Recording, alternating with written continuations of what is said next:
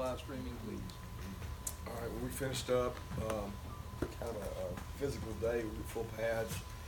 Did most of it outside. I think we came in for the very last period, kickoff return in 2 minutes, and we begun to work on some of our opponents. So we're doing some periods a day, probably 2 periods a day on upcoming opponents to try to prepare for things that maybe our offense doesn't do, whether it's triple option or something our defense doesn't do, so that our offense can prepare for it. So we've had about 4 of those periods. They've been good. Got a lot of guys back from injuries that are maybe not 100%, but they're out there practicing close to healthy. And defense didn't practice very good today, so that was disappointing. But the offense was much better. Questions? Coach, part of your secondary, that's kind of where you think you guys are, and what's your biggest concern with that group going into the first game? Biggest concern would be depth. I don't know if we have enough depth. I think I've talked about the safeties. Tyreek being out for how long we don't know. It puts us thin there. We've been working Chris Smith more at safety because we think he's a really good athlete. Not a real big fellow, but he's a good athlete, good tackler. So he's worked some there. And we've got 4 or 5 corners that we think are competing. Bake's probably a little bit ahead, and then after that you could put Stokes, Campbell, Speed, Mark Webb, all kind of in the pool. And then at safety you got JRE a little bit ahead, Richard, Chris Smith, D'Lo's worked a little bit at safety, Otis, Jarvis, all those guys. Biggest concern is just depth. We don't have a lot of guys who have played. Frustrating today because we didn't play really good in secondary. Coach, I wanted to ask one more thing on the special teams thing. The fact that you don't hold back from playing your bigger players there. What kind of started that philosophy for you, and what makes you think that that's so important, the whole special teams aspect? I think when you study the SEC, we do a thing every year where we do a composite special teams ranking, and the composite special teams ranking is punt return, kickoff return, PAT, field goal block, and you rank everybody in the SEC where they finished, and then you put it together what their average is. And I think of the years I was at Bama, maybe 9 years, I think we were first or second in 8 of those years, and we always play the best players on that. And then first year I was here, we were dead last in the composite. And that wasn't all because of the coverage units or the players. We didn't kick the ball very good. But then last year we were actually first when the rankings came out, and our kids bought into it. They understand that. So last year our punt team was Sony, Lorenzo, and Roquan. I think that's like incredible to have that 3 line up on your punt team because it's so much speed. So we're trying to match that in everything we do. Punt returns are a weapon for us because we got a great return. So I think we got 6 starters on our punt return front line holding up. And those kids love it. They buy into it. It's fun to play it here at Georgia. We make it fun. When you talk about the secondary, how would you evaluate how the freshmen go so far in terms of their understanding of the defense? Oh, they don't have it yet, but freshmen never do. There's just so many adjustments in college football. You got spread sets, motions, orbits, rockets, bolts. There's all these things people are doing, so I don't think they know it, but what's important is the guy that's behind them knows it. JR and Richard, you got to coach those young guys up and kind of get them fixed. Tyson Campbell's played well, and we've rolled him. He's actually gone to one some.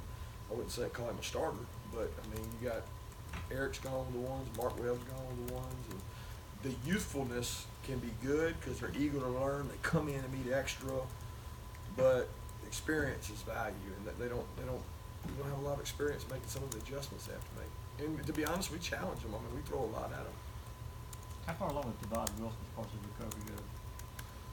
Well, according to Ron, he's ahead of schedule. He's doing really well. I can't put a date on it.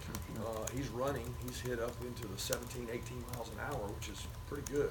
He's at his fastest, he's 19, 20. So he's coming along well. He hasn't really cut, though. Most of that running is straight line running. So I know this. It kills him not to be out there. He's out there every day behind people, watching, learning in every meeting. He's a hungry kid. He loves football.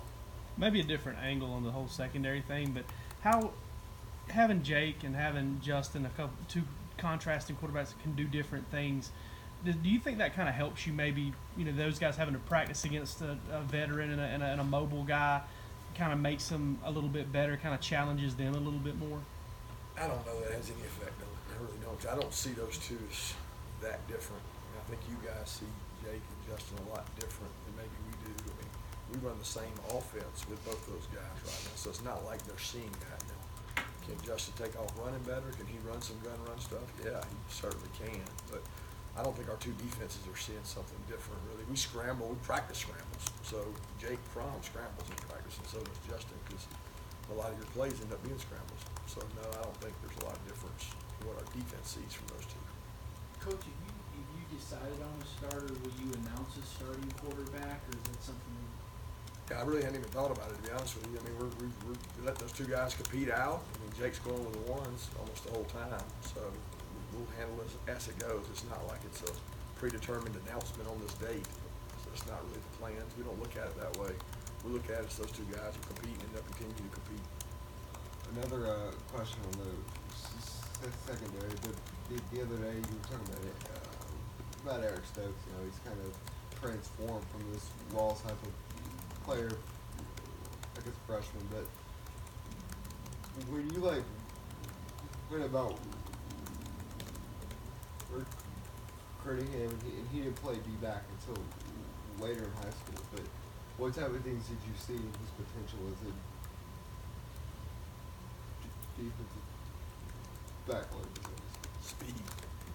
I mean, we all know his track prowess. I don't know, like I want to say he won state a couple of years, maybe pulled a hamstring that last year or something. But he's fast. I mean, elite fast, and that's hard to make up for that. I mean, faster players can make up for mistakes, so they can be wrong, catch up. And that's the number one thing we saw in here. Now, he's a really good athlete. Don't get me wrong. He's really kind of elastic. I mean, he can bend and stretch and contort his body, and he can run really fast. So he's done that well. He's rolled in there with the one some, competed.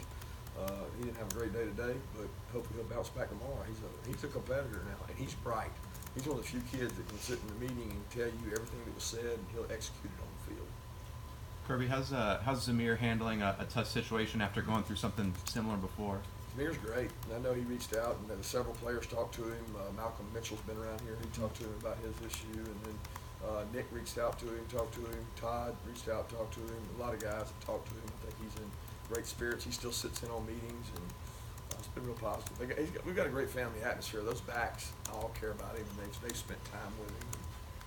He understands. That's the one thing about once you know what you're headed down. Where before you have no idea the road you're headed down, and now he's done this once, so he knows he can top it and get after it. How do you find out that Nick and Malcolm Mitchell called? Did he tell you that? Did those guys tell you? And what do you think? Ron handled it. Ron does Okay. the injuries. Ron learned to be positive with the kid, having Malcolm here in house and spend some time with him, and then those other backs that he kind of looks up to. And those guys have been through it. It's very encouraging to talk to other people that have experienced it.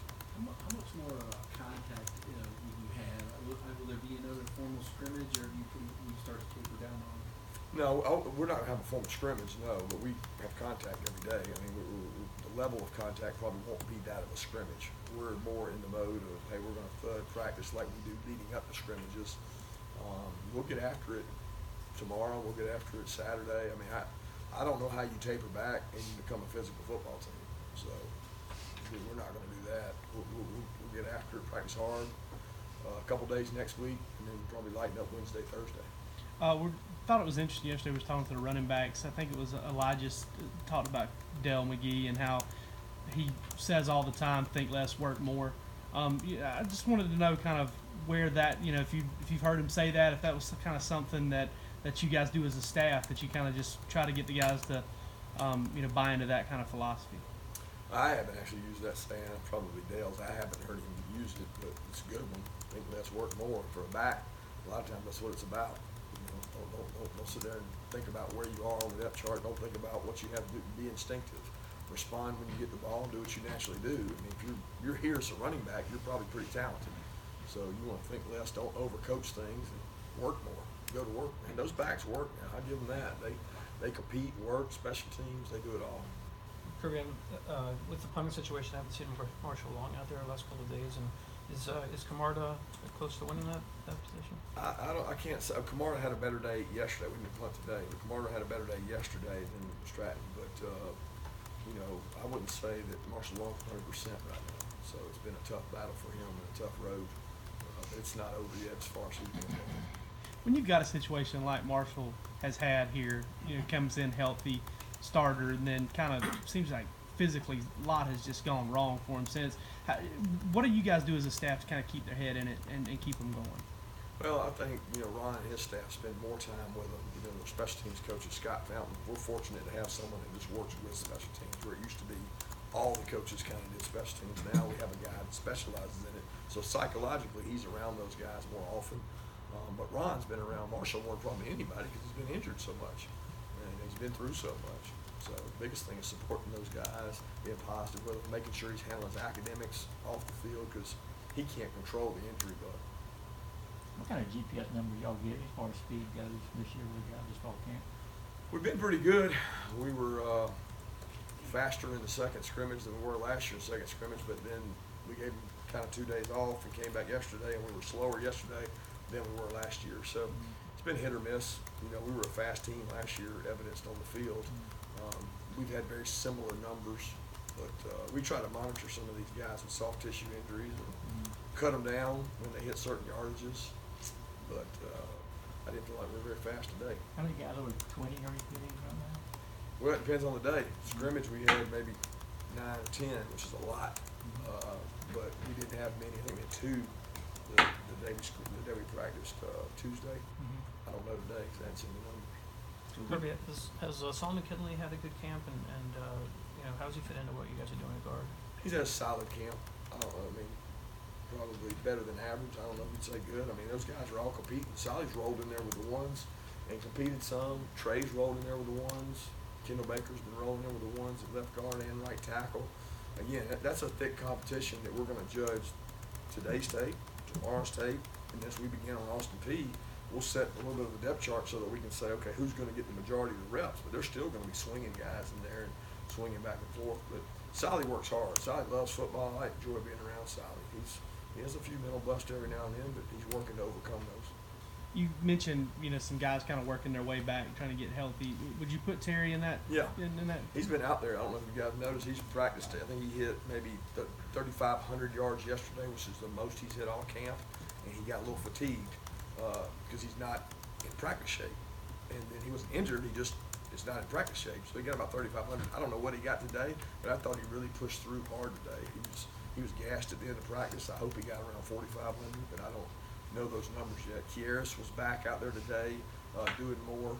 So getting some of those guys back. Bill was out there doing more. DeQuan Hawkins was out there doing things more. We're getting a lot of guys back. And then Jason Stanley's a little dinged and out. So we lost a couple, gained a couple. Now, when it comes to your receivers, I know you love that room, and you've talked about how deep that room is, but what's Terry mean to you there, getting that experience and gain experience back? You can't put a measurement on the value of confidence he brings in the room. And, the quarterbacks, they feel really confident. They know Terry's going to run the right route. They trust Terry's going to be at the right depth. Terry's one of our best fade throw guys. He's really good at that. We've been missing some back shoulders. Terry's good at that. I mean, there's a lot of things Terry's really good at, and he gives us some confidence out there to go play. And I've been pleased with the receiver room, the competition in it. Terry's got great experience, but those other guys have really been competing hard, helping on special teams. I don't think that we have just a dominant wideout. We don't have that, but we've got a group by committee that, man, they work hard. 2 more questions? Is the plan to play 2 quarterbacks in the season, starting with Austin Peay and just go forward? I really don't know that. I think we're going to wait and see how things go. I mean, you don't really have a plan going in. Your plan is to say, all right, I want the best guy to play.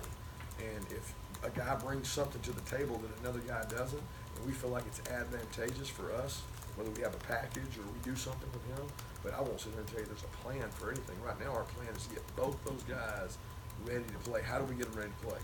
We give them reps. We let them see fastball. We let them see run plays. They run a lot of the same plays during the day. It's not like, there's this Justin Fields offense, and there's this Jake Fromm offense. We're not doing that. That's not fair to Justin. Justin's a good quarterback. So we're letting both those guys grow and develop. And we learned last year that we don't know what the future holds at quarterback. So you have to have guys ready to play. I mean, we've invested just as many reps in our third guy because he's got to be ready to play. Do you know who the third guy is at this point? Probably Matthew Downey. He's taking the majority of the reps. He would be the guy right now that would go in as the 3. Is that all? Thanks. Maybe.